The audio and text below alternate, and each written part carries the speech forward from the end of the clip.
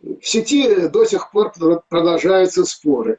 Зачем в правом углу мавзолея сделано углубление? Он как бы не доделан.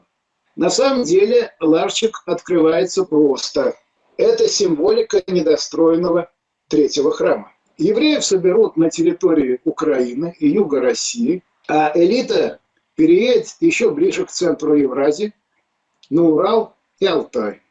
Алтай станет новой Швейцарией, а мировой правитель, условно царь России, воссядет на престол в Екатеринбурге. Теперь о самом главном и самом страшном, что сказал Ходос. Он предположил, что слова Каменецкого связаны с готовящейся диверсией на Запорожской атомной станции.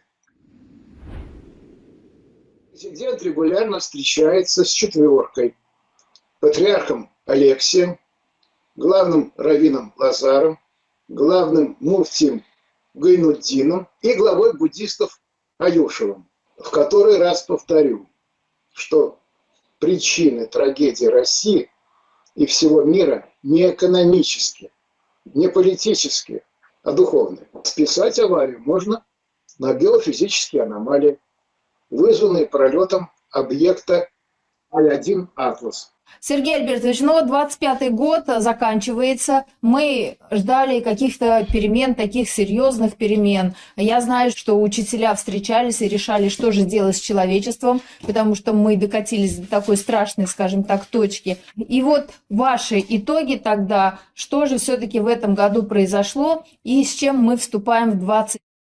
Знаете, Вика, для кого как? Кто о чем мечтал, кто прогнозировал. Я вот не буду сейчас вдаваться в подробности и, скажем, интерпретировать новую обложку журнала «Экономист». Это уже сделали многие блогеры и разные аналитики. Но действительно, с каждым годом прогнозы этого журнала, ведь на самом деле это не прогнозы, это программы на будущее от издателей журнала «Экономист».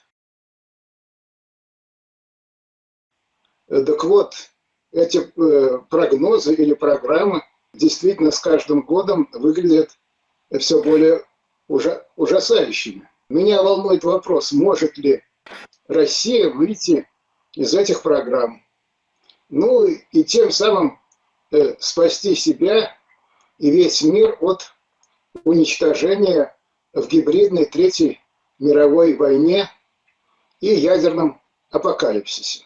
Римские христиане считали, что Рим удерживает мир от прихода Антихриста. Кстати, вот такие слова, как Рим и мир. Рим – это этрусский город-мир. Дело в том, что этруски писали справа налево, а латины – слева направо. Так город-мир превратился в город Рим. А сами латины в италов. Ну, прочитайте латины наоборот. Или итальянцев. Ну, Рим рухнул. Место Рима заняла Византия. Затем рухнула и Византия. В первой половине XVI века на Руси была принята концепция «Москва – Третий Рим». Москва стала удерживающей. Кроме того, было заявлено, что Четвертому Риму не бывать, поскольку раньше придет конец света. Вот. Должен сказать, что религиозная концепция Византии и Рима времен Константина Великого не была иудео-христианской. Там не считали, что Христос еврей и родом из палестинского Назарета. Ну, подробности были в моем предыдущем выступлении на перехвате. Это было 1,5 месяца назад. Посмотрите. Нельзя считать и иудео-христианской церковь Сергия Радонежского, которая возродила ведические традиции и знания. Этим вопросом я посвятил немало лекций. Но возникает вопрос, является Москва, ну а если точнее Россия, Третьим Римом, то есть тем самым удерживающим. А может, наоборот, Москва стала не удерживающим, а ускоряющим приход Антихриста и конец времен. То есть из Третьего Рима Москва превратилась в третий или четвертый Карфаген. А Карфаген – это изначальный центр мирового сатанизма, центр человеческих жертвоприношений, Молоху. Считается, что Карфаген сначала перебрался в Испанию. Там возник город Новый Карфаген. А после изгнания евреев из Испании разделился на два центра – Геную и Венецию. А затем эти два центра объединились в Лондоне, куда была перемещена корона Израиля. Но вспомним, что до Карфагена центром сатанизма был Вавилон. И поэтому существует шутливое название Бэби-Лондон. Хотя надо знать, что до строительства Вавилонской башни на земле господствовал один язык – древний санскрит, он же древнеславянский или древнерусский. И Вавилон – это лона бабы или богини-матери, а Лондон – это лона Дона. Так называлась река, ставшая Темзой. Так вот, возникает вопрос, не переместился ли Карфаген или его предшественник Вавилон в Москву? Я сейчас не буду говорить о проникновении масонства, то есть тайной церкви Люцифера в Россию. Это отдельная история. Причем масонство несло в то время и немало положительного, прежде всего просвещения. Я буду говорить о проникновении в Россию и ее сердце, Москву, реального сатанизма. И это совершили Троцкий и его команда, набранная из русскоговорящих евреев-американцев. А Троцкий был помешан на кабале. И троцкисты вели немало оккультной символики. Пятиконечная звезда, серп и молот, красный галстук пионера, масонский девиз «Будь готов, всегда готов», названия клубов и кинотеатров типа «Сатурн», «Венера», «Спартак», «Сириус», ну и тому подобное. Один из первых памятников, который возвели троцкисты, это был памятник Иуде Искариоту. Но самое страшное, что троцкисты уничтожали Церковь Христову и совершали массовые человеческие жертвоприношения. Вот. Тогда был снят немой фильм под названием «Новый Вавилон». А самое известное оккультное сооружение троцкистов – это, конечно, мавзолей на Красной площади в виде вавилонского зиккурата. А в нем установили терафим, как положено, из рыжего человека. Но самое интересное, что аббревиатура Владимира Ильича Ленина – ВИЛ. А ВИЛ – это верховное божество вавилонян. В сети до сих пор продолжаются споры, зачем в правом углу мавзолея сделано углубление. Он как бы недоделан. На самом деле ларчик открывается просто. Это символика недостроенного третьего храма. Почитайте хронологию древних царств Исаака Ньютона, посмотрите чертежи, которые делал Ньютон, и все станет ясно. И символика недостроенного третьего храма присутствует на QR-коде. Там правый нижний квадрат уменьшен и смещен к центру. На такую символику вела банковская система. Первоначальный QR-код, который внедряла фирма Toyota для маркировки автодеталей при сборке, такой символики не содержал. Ну и обратите внимание на поступаемые к нам белорусские товары. На них QR-код не содержит символики недостроенного третьего храма. А в 30-е годы с оккультизмом стали бороться. И масонство было полностью запрещено. Масонов отправляли на Соловки. Но Сталина все же ритуально убили на праздник Пурим по требованию любавического рэбе из Нью-Йорка. Это документально показал Эдуард Ходес. Требование убить Сталина было послано Кагановичу. А оккультизм стал возрождаться во время перестройки. Стала издаваться оккультная литература. К нам стали приезжать масонские миссионеры. В 1989 году в Москве было открыто отделение главной масонской организации ордена Бнай-Брит. А руководство КГБ завезло в Москву посланников 7-го Любавического рэбе из Нью-Йорка, членов черномагической каббалистической организации Хаббат-Любавич. Спрашивается, зачем это сделал генерал КГБ Бабков? Ну, достоверно неизвестно. Скорее всего, люди из руководства КГБ были одарены долларами. Как писал Эдуард Ходес, по выводу разведки Моссад, к началу 90-х годов властные структуры в России уже контролировались посланниками рэба. Ну, а история о том, как в начале нулевых годов посланники рэба из Нью-Йорка поставили под свой контроль почти все традиционные синагоги в России, а вместе с ними и самых богатых олигархов России.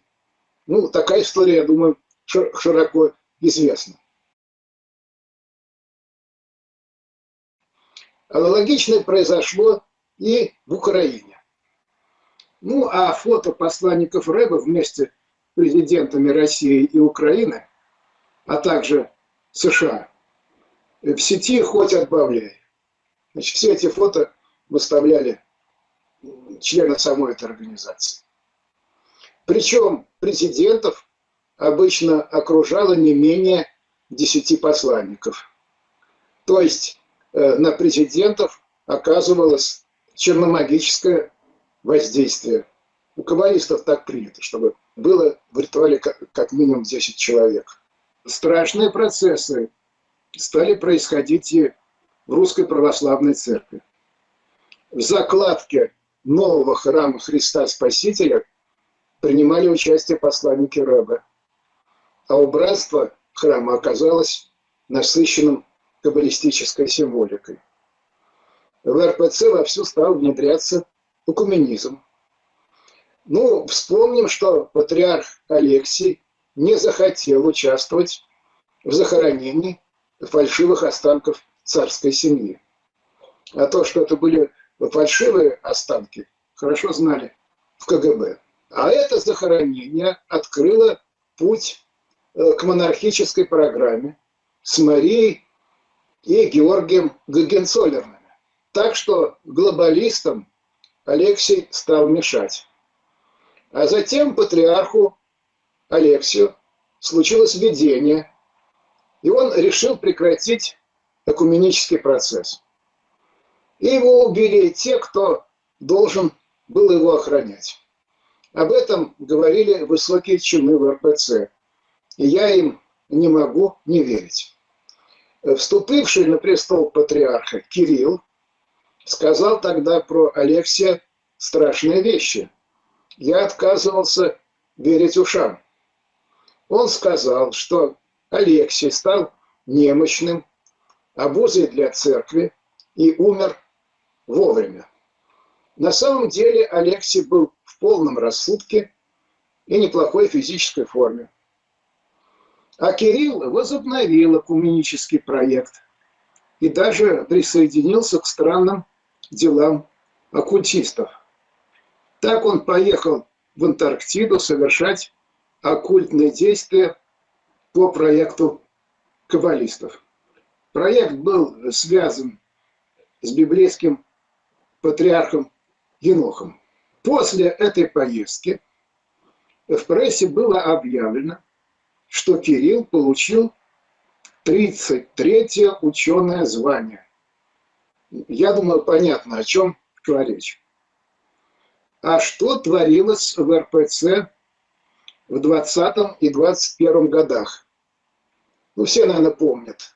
Это закрытие церквей, обработка их химреактивами, насильственная госпитализация и укализация священнослужителей и монахов, намордники, ну и так далее. А в июне 2020 года был сделан небольшой перерыв в ограничениях и был открыт главный храм Вооруженных сил России. Храм на плане сверху изображал каббалистическое дерево Сефирот и был напичкан оккультной символикой. Ну и, наконец, в 22 году руководство РПЦ активно поддержало начавшееся массовое братоубийство. А не вылезающий с экранов священник Андрей Ткачев недавно заявил, что Россия – это новый Израиль. Ну, примерно то же самое говорил Зеленский об Украине. А до него говорил Жириновский, еще много кто. Ну и не секрет, что у руководства РПЦ самые теплые и дружественные отношения с известной каббалистической организацией. Но в Украине ситуация еще драматичнее. Украинская православная церковь при Московском патриархате была практически разрушена.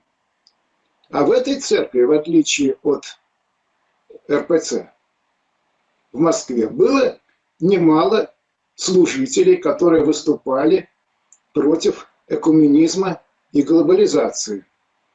Ну, а автокефальная православная церковь Украины, которая была создана в 19 году, стала на службу украинскому олигархату, ну и все той же каббалистической организации. При этом нам все время говорят, что в России религия отделена от государства. Но на самом деле это не так. Я уже сказал об известной каббалистической организации, которая проникла в органы власти и силовые структуры. Среди 8 глав Межрелигиозного совета России 2 члена принадлежат к иудейству. При этом, скажем, гораздо более многочисленные старообрядцы, баптисты и кришнаиты в Совете вообще не представлены. А президент регулярно встречается с 4: патриархом Алексием, главным раввином Лазаром, главным муфтием Гайнутдином и главой буддистов Аюшевым. Но решающая роль в политике России отдана Лазару и известной каббалистической организации. Ну, они в России представлены незначительно. Это самая малочисленная организация из названных. Давайте посмотрим на российский паспорт образца 1997 года. Там на страницах оккультные символы: Бафомет, Уроборос, 3 шестерки. На логотипе «Единой России» тот же Бафомет, а на лапах медведя перевернутая надпись «Иисус» на иврите. То есть это перевернутый Христос или Антихрист. И это не измышления, это выводы специалистов по геральдике и православных богословов. И когда об этом говорят, то в ответ официальная пропаганда отвечает, что это антисемитские конспирологемы. Парадокс ситуации состоит в том, что такая символика оскорбляет не только религиозные чувства христиан и мусульман, но и традиционных иудеев, которые почитают Тору, но не каббалистические учения. Ведь Тора ставит запрет на оккультные практики. А что, собственно, означает надпись со смыслом «Антихрист» на эмблеме правящей партии России? Ответ, я думаю, очевиден. Перед партией поставлена задача привести страну к царству Антихриста. А теперь вспомним, что партия создавалась именно под президента Путина. То есть он и есть претендент на Антихриста и царя одновременно. И это проект не российский, а глобалистский. Вспомним, что ротшильдовский журнал «Экономист» изобразил президента России в царском убранстве. Журнал Forbes назвал его самым влиятельным политиком. Но в действительности это не соответствовало, потому что в «Большой семерке» ему давали лишь приставной стульчик. Ну и, наконец, ротшильдовские средства массовой информации распространили фото президента России на рыжем коне. Это намек на второго всадника апокалипсиса, который несет войну. Хотя сама съемка на рыжем коне проводилась в Туве. Я сейчас привожу факты, которые уже многократно оговорены. Но вот сделать из них простые логические выводы многие не могут. Можно вспомнить множество других примеров оккультизма на государственном уровне. Например, выставочный павильон на Красной площади в 2013 году с точными пропорциями храма Соломона и надписью на английском «Владение принца Уэльского», то есть британской короны. Она же корона мирового Израиля. Затем на Красной площади появилась перевернутая сатанинская звезда. Ну, можно вспомнить и оккультные праздники на ВДНХ, которые многократно проводились. А почему выбор был сделан на Россию, а не на Израиль или Великобританию, где находится корона Израиля? Дело в том, что глобалисты уже списали Ближневосточный Израиль с мировой арены. Он доживает свой век. О чем прямо заявил глава сыновей Завета Киссинджер. Строится мировой Израиль, глобальный. Кроме того, глобалисты верят всяким пророчествам и сказкам про глобальное потепление. По этим сказкам Лондон будет затоплен. Поэтому глобальный центр мира надо создать в Хартленде, то есть в середине Евразии. Евреев соберут на территории Украины и юга России, а элита переедет еще ближе к центру Евразии, на Урал и Алтай.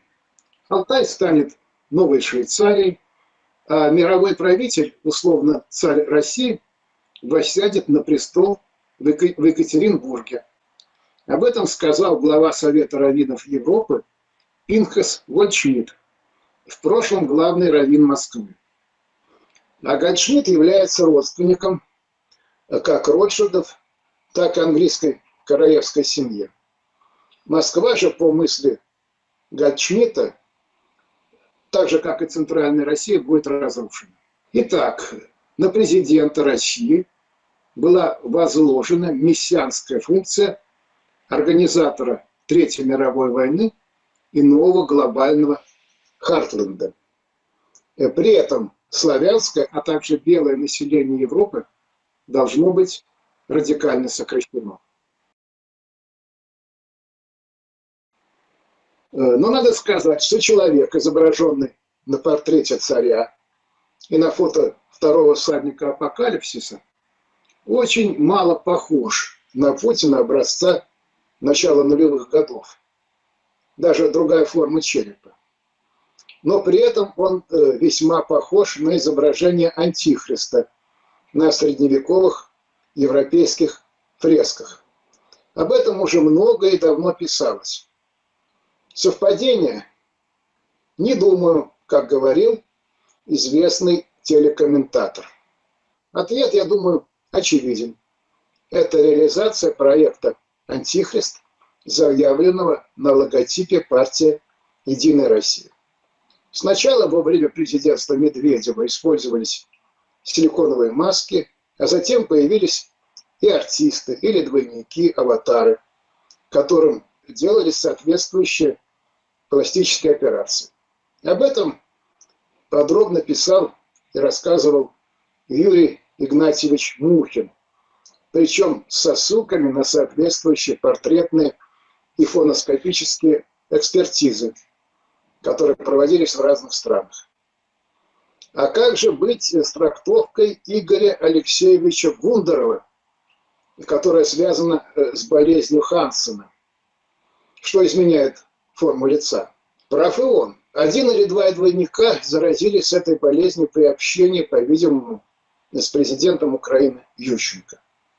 Но поскольку этот проект глобальный, то о нем помалкивают и внутри России, и вне ее. Так всем спокойнее. Из официальных лиц о том, что ВВП уже давно нет, неоднократно заявлял глава службы безопасности Украины Буданов. Но теперь помалкивает и он. Глобалистов надо слушаться. И теперь вопрос о том, целесообразно ли и дальше продолжать этот проект. Думаю, что это не в интересах России и всего мира. Проект ведет к глобальной катастрофе. А как его прекратить? Да очень просто. Что сказал первый президент России или его аватар в декабре 1999 года? Заметьте, в возрасте 68 лет. Я принял решение, я ухожу в отставке. Мы, те, кто стоит у власти уже многие годы, мы должны уйти. Я хочу попросить у вас прощения, я ухожу. И не по здоровью, а по совокупности всех проблем. Мне на смену приходит новое поколение тех, кто может сделать лучше и больше. Вот я зачитал то, что он тогда сказал. Вот так все просто. Никакого переворота, никакого импичмента. Все тихо и спокойно в рамках Конституции. И речь идет не о смене лидера, а о выходе из проекта, который ведет к гибели России, Украины, всей Европы и в конечном счете всего мира. И о таком выводе сейчас говорят многие, в прошлом высокопоставленные люди из силовых структур. Они уже давно на пенсии, им уже нечего бояться. А вот лица при власти пока боятся, им есть что терять. Но если молчать, в итоге все потеряют все, включая жизнь. В который раз повторю, что причины трагедии России и всего мира не экономические, не политические, а духовные. Кто стоял за логотипом партии «Единая Россия»? Ну, пишут, что Владислав Сурков. Он в молодости увлекался оккультизмом и кабалой. Кстати, он учился в Московском институте стали и сплавов на одном потоке с еще одним увлекающимся кабалой, а именно Владимиром Соловьевым. Кто разрабатывал план захвата Донбасса? Флаги Донецкой и Луганской республик появились на Валдае еще в 2013 году. А кто тогда заведовал украинской тематикой? Сурков, как помощник президента. Сурков, как выяснили блогеры, стоит за проектом писателя Виктора Пелевина. Наверное, главного открывателя окон Овертона в России. Именно Пелевину принадлежит идея вечного виртуального президента. Впрочем, идея вечного виртуального главы государства показана в знаменитом голливудском кинофильме «Эквилибриум» от 2001 года. А кто разрабатывал проект СССР 2.0? Это Сергей Кургинян, тесно связанный с израильской разведкой, где решения принимают на основе кабалы. Кто у нас теперь главный православный мыслитель? Это философ Александр Дугин. Он в молодости также увлекался оккультизмом и произведениями главного сатаниста XX века Алистера Кроули. В молодости он был связан с сообществом, скажем так, нетрадиционной ориентации. Потом он переключился на произведение другого оккультиста, философа Рене Генона.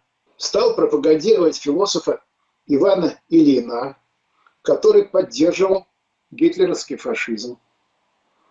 А нетрадиционное течение и фашизм всегда своим источником имеют оккультизм. Я об этом раньше рассказывал, хотя мало кто это осознает. Причем поражает кровожадность высказывания Дугина, которое не имеет ничего общего ни с православием и вообще с христианством. При этом Дугин позиционирует себя как последователь старообрядчества. Поэтому вспомню об одном настоящем старообрядце Григории Распутине. По планам масонов Первая мировая война должна была начаться в 1912 году. Для этого было устроено ритуальное жертвоприношение затопления Титаника. Одновременно ушли на дно главные оппоненты Ротшильда и компании. Но Распутин уговорил Николая II не вступать в конфликт на Балканах. Так начало Первой мировой войны было отодвинуто на целых 2 года. Возможно, если бы не покушение, Распутин мог прорваться к Николаю II и в 1914 году и сорвать начало войны. Тем не менее, задумаемся. Простой человек, крестьянин, смог отсрочить начало Первой мировой войны на целых 2 года. А мы теперь говорим, что не можем повлиять на наше руководство. А пытался ли старообрядец, в кавычках, Дугин предотвратить роковые решения от 22 и 24 февраля 22 года? Ведь он вхож в высокие этажи власти. Нет, напротив, он решительно их поддержал. В самом начале СВО, на основании множества глобалистских документов, я сказал, что решение о начале широкомасштабных боевых действий – это не собственное решение руководства России, а выполнение указаний глобалистов. Точно так же, как и в случае COVID-19. И из этих документов я пришел к выводу, что операция рассчитана на 6 лет. Она имеет оккультный смысл. Обратите внимание на латинские буквы Z и V, а также оккультный характер дат начала СВО и ключевых событий СВО. Но по планам глобалистов война на этом не закончится. Они будут пытаться заставить руководство России напасть на Молдову, Прибалтику, Польшу и, возможно, на Финляндию и даже Германию. А затем попытаться довести дело до применения тактического, а возможно и стратегического ядерного оружия. Об оккультизме в Кремле писалось, говорилось уже немало. Но самое шокирующее сведения приводит философ Андрей Космич. И не верить в шокирующую информацию Космича у меня нет оснований, потому что имеется множество косвенных подтверждений тому, что он говорит. Вы можете найти, скажем, свидетельство Изольды Карловны Вигман, кремлевского экстрасенса, она уже давно померла. Ну или свидетельство сотрудника ФСБ Романа Вита. Поражает увлечение кремлевцев не только практической кабалой, а это именно магическая кабала, но и шаманизмом. И тут надо вспомнить, что по произведениям Дэвида Айка масоны уже давно используют шаманов в своих оккультных практиках, а после использования часто их уничтожают.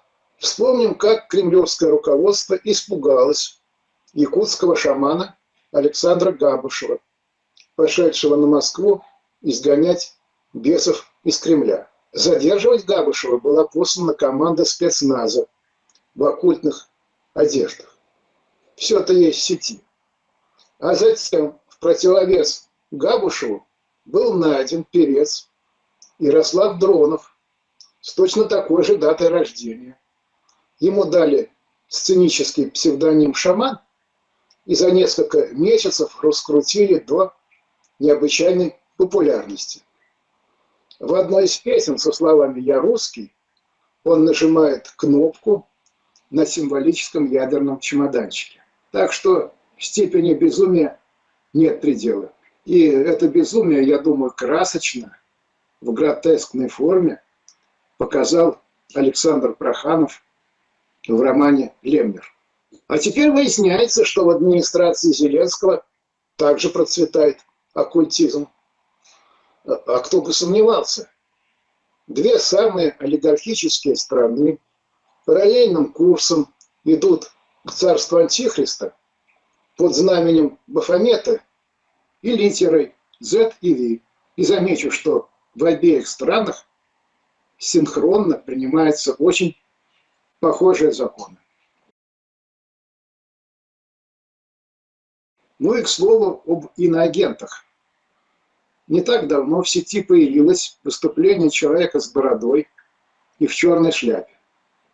Он говорил вполне на литературном русском языке, но с очень сильным идишским акцентом, который характерен для нью-йоркских хасидов. Там обычно говорят на идише. И он сказал, что термин «иноагент» – это наше изобретение, которое нам теперь очень хорошо служит в борьбе с теми, кто говорит много правды. Ну, особенно он отметил успех с дискредитацией Светланы Лады-Русь. Да, ну, разумеется, она была признана иноагентом. Так вот, соловьи говорят вещи прямо противоположные. Первый, что зачистим всю Украину. Кто не хочет покинуть города, те пособники фашистов и подлежат уничтожению. Будем по украинцам и европейцам применять ядерное оружие. Второй говорит, что война скоро закончится, в России произойдет транзит власти, и она вступит на путь реального развития и демократии. Никакой большой, тем более ядерной войны не будет. Где искать правду? Может, посередине между этими соловьями? Отвечаю, нет. События лежат не на прямой, даже не на плоскости, а в пространстве. И третье измерение – духовное. Без него ничего не понять и не сделать. Но был еще один соловей, а именно советский композитор Соловьев-Седой, который написал песню «Соловьи» со словами: «Соловьи, соловьи, не тревожьте солдат, пусть солдаты немного поспят». А я добавлю, и на свежую голову придут к выводу, что убивают своих братьев по плану из одного глобалистского центра.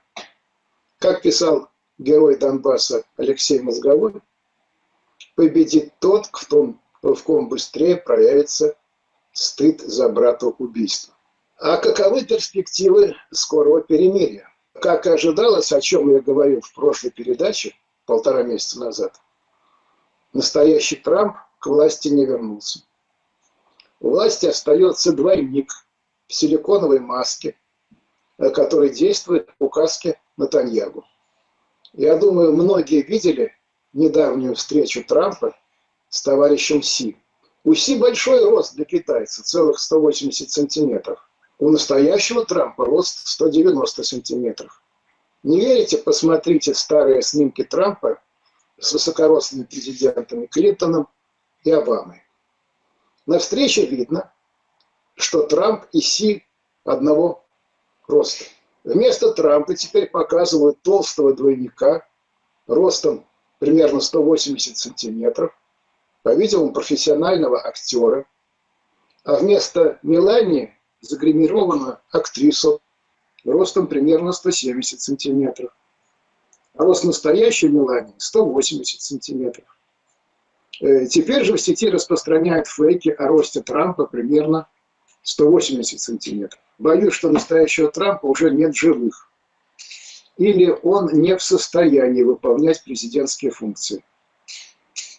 ЦРУ под контролем Хабада и Нетаньягу. Министерство внутренней безопасности США было создано после акта 9.11 и зарегистрировано в Израиле.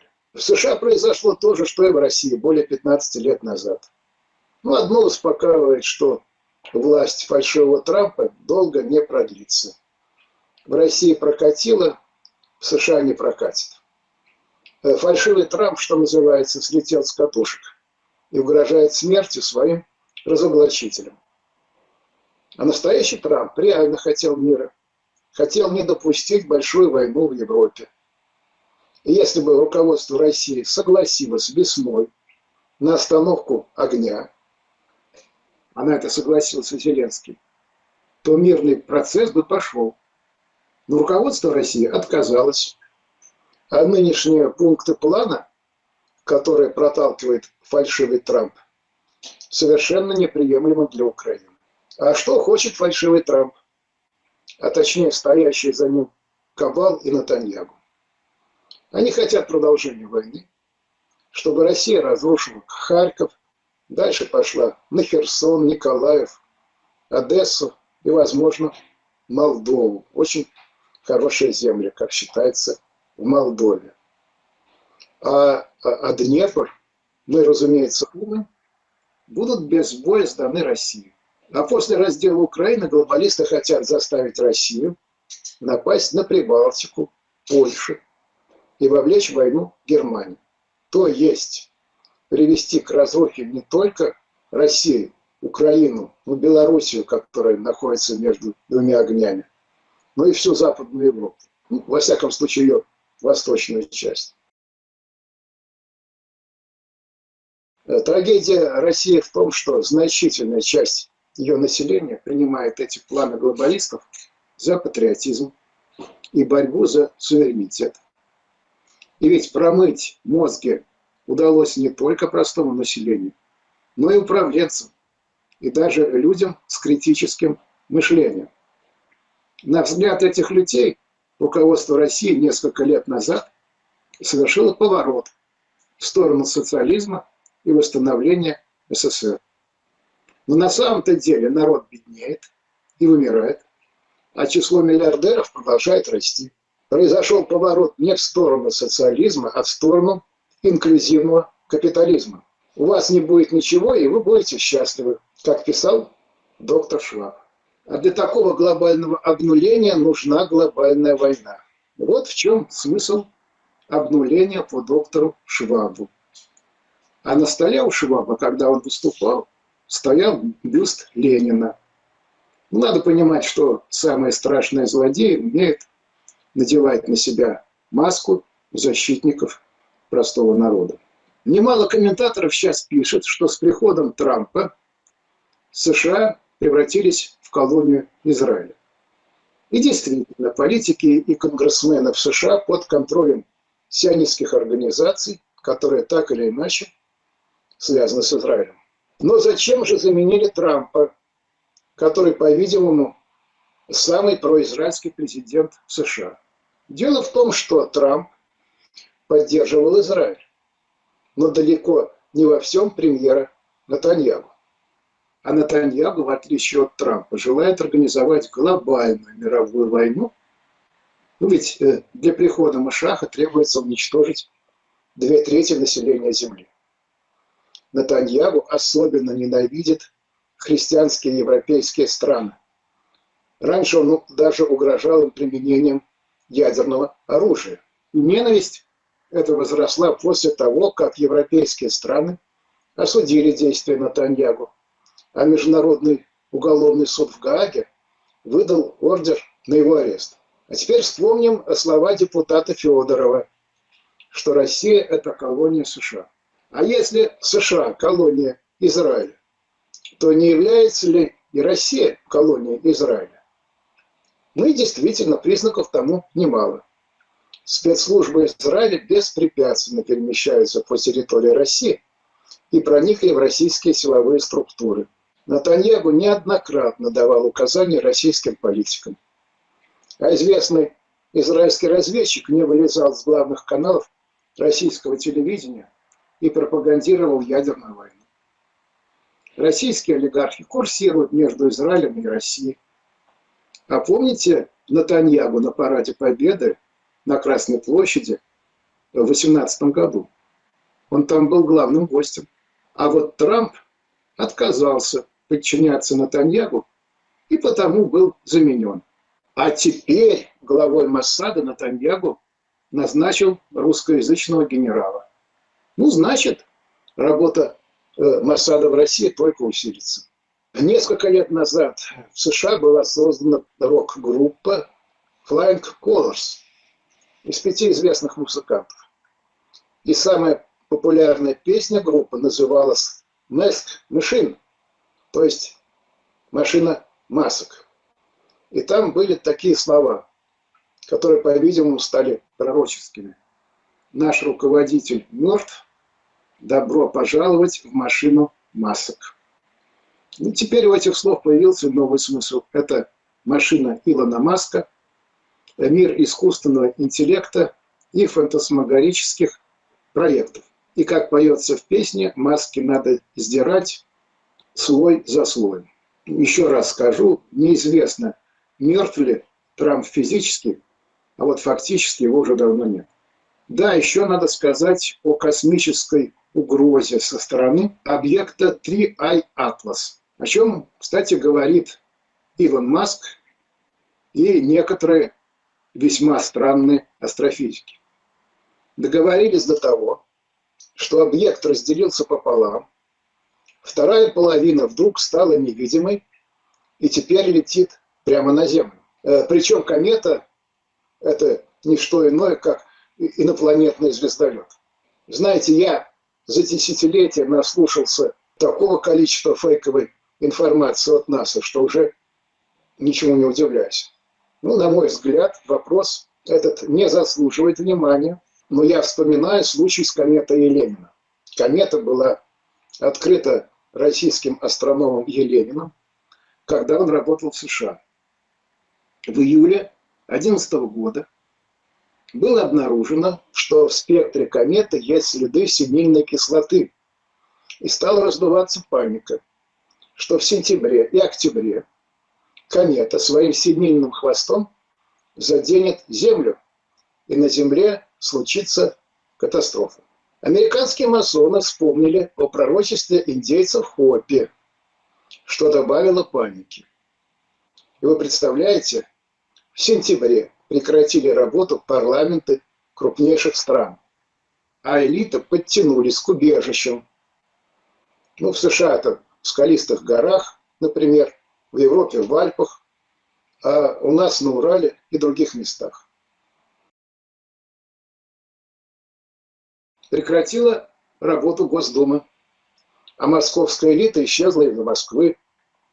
Президент с политическим и военным руководством переехал на Урал, поближе к бункеру Ямантау. Население, естественно, ничего не говорили. Хотя наши специалисты-астрономы утверждали, что комета Еленина никакой опасности не представляет. Но в элите была паника. Почему? Это классический пример применимости социологической теоремы Томаса или теоремы самоисполняющегося пророчества. Элита поверила не в реальность, а в мнение американских масонов о пророчестве индейцев Хопи. Так что не исключено, что в январе 26 года, когда комета максимально приблизится к Земле, мы столкнемся с неадекватным поведением элиты. Возможно, и раньше. На комету можно будет списать катастрофы, блэкауты, отключение связи и даже новые инфекции. Посмотрите в сети короткометражный американский фильм «Заговор Орион» на эту тему. И теперь вспомним, что главный раввин Днепра Шмуэль Каменецкий, ученик Любавического Ребе, не так давно заявил, что война закончится до 15 января 26 года. И это, как сказал Каменецкий, мнение больших людей в Америке и Европе. Но существует 3 реальные предпосылки завершения войны в январе. По-видимому, нет. Когда началась СВО в Днепровском центре Минора, состоялся грандиозный праздник с плясками. Причем пляшущие размахивали флагами России и Украины. Ролик есть в сети. Но выполнена ли задача операции? Пока нет. Как говорили Жириновский, Беркут и некоторые другие деятели, имеется желание очистить Украину от славян примерно 10-кратно. Очистили пока лишь раза в 3 по сравнению с 90-ми годами. Желает ли окончания войны Израиль? Я имею в виду правительство Израиля. Нет. Нетаньяху желает распространить войну и на Европу. Он планирует снова напасть на Ливию, Сирию и Иран. И еще использовать Россию в борьбе с Турцией. И все это надо синхронизовать с войной в Европе, чтобы мировое сообщество закрыло глаза на новые преступления Нетаньяху. Желает ли быстро остановить войну Уитков и Кушнер? Вряд ли. Они предприниматели. И их забота – будущий раздербан Украины и помощи ей. А в дальнейшем создание цифровой Любавической империи. Желают ли остановить войну президенты России и Украины? Тоже вряд ли. Прекращение войны поставит под сомнение их власть. Желают ли прекращения войны европейские страны? Нет, они считают, что Украина сдерживает агрессора. А Китай, он всегда руководствуется старой мудростью. Если долго сидеть на берегу реки, и мимо тебя проплывет труп твоего врага. Благодаря антироссийским санкциям Китай покупает у России углеводороды по демпинговым ценам и ввозит в Россию дорогой автохлам, так называемые смартфончики на колесах. Вот и получается, что за мир был практически один прав. А если в России люди, выступающие за мир и прекращение войны? Таких людей немало, но у них нет никакого ресурса. Движение за мир отсутствует. А помните старую советскую песню «Мы мирные люди, но наш бронепоезд стоит в запасном пути». Но мы уже не мирные люди, нас таковыми не считают. А наш бронепоезд, как и поезд со стратегическими ракетами в закрытых вагонах, давно сдан в металлолом. А наши русскоязычные пропагандисты продолжают говорить о взятии Харькова, Днепра, Херсона, Николаева, Одессы, и при этом называют их русскими городами. Так вот, во всех этих городах большинство населения украинцы. Это результаты переписи не только во времена незалежности, но и позднее советское время.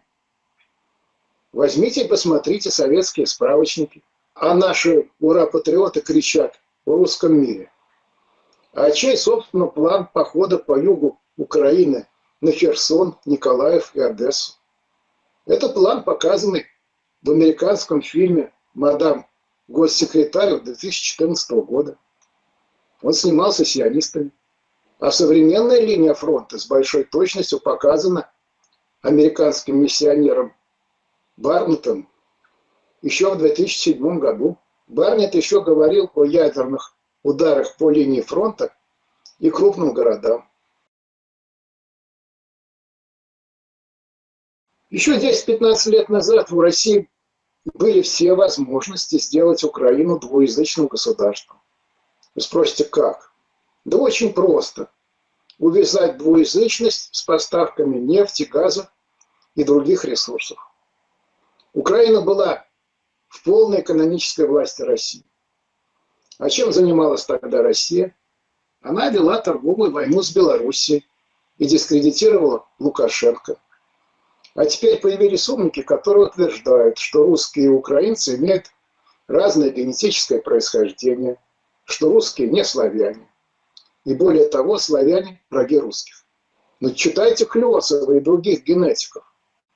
Русские, украинцы, белорусы и прибалты имеют практически одну генетику. Есть лишь очень незначительное различие, которое обусловлено не границами государств, не языком, а географией. На юге присутствует небольшая тюркская составляющая. На северо-востоке небольшая угро-финская составляющая. Причем генетика западных угрофинов и поволжских тюрков очень близка к славянской. Я буду очень рад, если ошибусь, и масштабные боевые действия на Украине закончатся в 2026 году. Но дальше Кабал хочет развязать войну России с НАТО, причем ядерную. Еще раз повторю, для пришествия Машиаха требуется уничтожить 2/3 человечества. Это написано и в Талмуде, и в каббалистических книгах. Кто у нас пропагандирует ядерную войну на телевидении? Это люди Кабал, а также неадекватные генералы. При этом они говорят: забросаем Европу ядерными бомбами, и мы победим. Только они забывают, что у НАТО тоже есть ядерные ракеты. И что ВВС НАТО, даже без Соединенных Штатов, превосходит ВВС России кратно. Да, в советское время был примерный паритет. Но вспомните, как у нас уничтожался авиапром, как закрывали летные училища и училища ПВО, как уничтожали гражданскую оборону.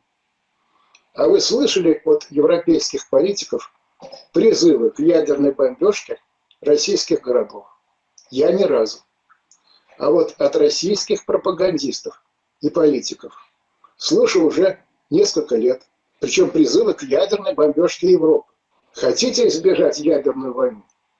Прекратите ее пропаганду. Совершите транзит власти.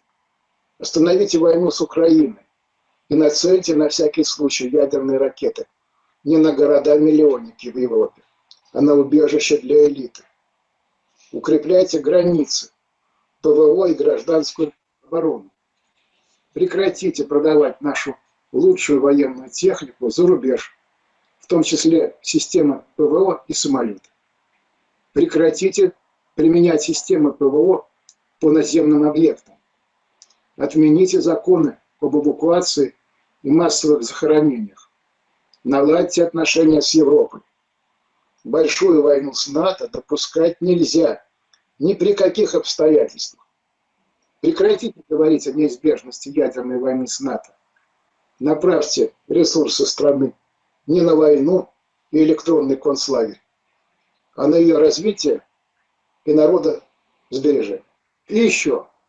Недавно было опубликовано новое выступление харьковского писателя Эдуарда Давидовича Ходоса под названием «Власть оборотней или над пропастью во лжи». Такое выступление необходимо послушать всем патриотам и силовикам, которых волнует судьба Родины. В свои 80 лет Ходос сохранил полную ясность ума, которой могут позавидовать молодые. Ходос обратил внимание на слова главного раввина Днепра Шмуэля Каменецкого, что война закончится до 15 января, и реакцию Владимира Соловьева. Соловьев высказался в том смысле, что кто такой Каменецкий, чтобы решать вопросы о войне, что Каменецкий вообще никто в политике, и даже обозвал его сатанистом. В Украине был принят закон о борьбе с националистами. Власть и пресса полностью захвачены олигархами-ультрасионистами. И реально Украина идеологически и религиозно руководит команда Каменецкого. А Каменецкий на год младше Бер Лазара. и окончил так же, как Лазар, Раввинский колледж Америки в штате Нью-Джерси. Также стал раввином в Нью-Йорке и также стал посланником Ребе. Только был послан не в Россию, а в Украину. Каменецкий организационно подчинен Лазару, так как Лазар глава Хаббада на всем постсоветском пространстве. Так что слова Каменецкого имеют силу. И обратите внимание, как изменилась риторика нашего руководства. Заговорили уже о нейтральной полосе или полосе отчуждения между Россией и Украиной. Теперь о самом главном, самом страшном, что сказал Ходос. Он предположил, что слова Каменецкого связаны с готовящейся диверсией на Запорожской атомной станции, по аналогии с Чернобыльской диверсией. Тогда, в 1986 году, в Нью-Йорке был праздник. Возникло словосочетание «чернобыльское чудо», а Ребе вел обряд причащения долларом. Ходос предполагает, что диверсию планируют на Новый год. Только добавлю, надо выбрать дни, когда ветер будет дуть на восток. Вот вам и вынужденная остановка боевых действий. Вот вам и зона отчуждения. Вот вам и радиационное поражение славян. Вот вам и будущие продовольственные проблемы. Вот вам и превращение России в Северную Корею, как сказал Каменецкий. Вот вам и повод ввести ЧП на обширных территориях и еще больше закрутить гайки. Вот вам и повод ввести международные войска в зону аварии. А списать аварию можно на биофизические аномалии, вызванные пролетом объекта А1 «Атлас». Я помню, как в 80-е годы много наивных физиков пыталось найти причину Чернобыльской катастрофы в геофизических аномалиях. А кто создаст аварию? Ведь Запорожская АЭС тщательно охраняется российскими силами. Встречный вопрос. А что, Чернобыльская АЭС не охранялась? Охранялась очень тщательно. И аварию создадут вовсе не спецслужбы Украины. Помните, как дроны, атакующие стратегические объекты в Сибири, вылетали из ПУР? А вскоре аналогичное происходило в Иране. А кто писал законы и акты об эвакуации и массовых захоронениях, о которых на канале «Перехват управления» говорил Игорь Алексеевич Бондаров?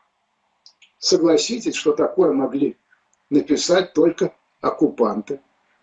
Так что вполне резонен вопрос. А не из одной ли они команды с планировщиками ядерных аварий? Авария на Чернобыльской АЭС случилась точно на Песах. Скоро Ханука. Но все же, думаю, выступлениями Максима Шингаркина, а затем Эдуарда Ходоса, диверсия, если она, конечно, готовилась, уже с большой вероятностью сорвана. И еще в заключение. Про мои выступления часто пишут, что это бред и лютая конспирология. Я отвечу, никакой конспирологии. Все по открытым публикациям и словам официальных лиц. Главной конспирологической книгой для нашего времени уже 30 лет является книга английского разведчика Джона Коллимана «Комитет 300». Почти все, о чем писал Коллиман, более 30 лет назад уже свершилось.